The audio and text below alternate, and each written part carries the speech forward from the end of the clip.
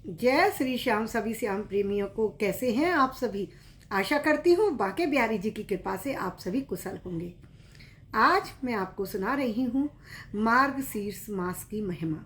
मार्गशीर्ष अर्थात अगहन का मास जो कि इस समय चल रहा है, इसकी क्या महिमा है, क्या महत्व है, क्यों भगवान को ये मास अति प्रिय है, सुनाती हूँ।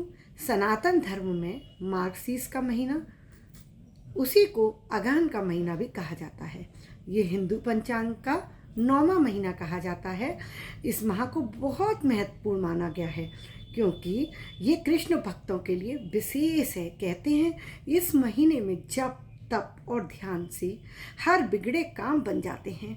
इस महीने में कान्हा के मंत्रों का जाप करने से सभी मनोकामनाएं हमारी पूर्ण हो जाती हैं।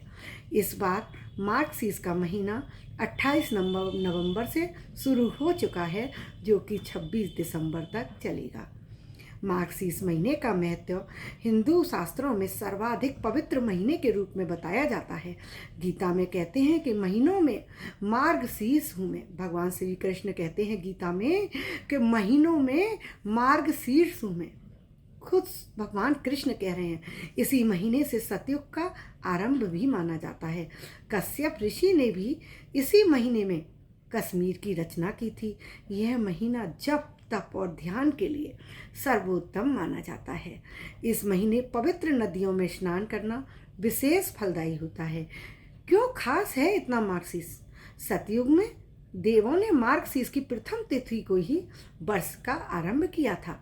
मार्गशीर्ष मास में विष्णु सहस्त्र नाम का, भगवद गीता, गजेंद्र मोक्ष का पाठ करने से हमारे सभी कष्ट, सभी परेशानियां दूर हो जाती हैं और भगवान हमको मन वांछित फल की प्राप्ति कराते हैं।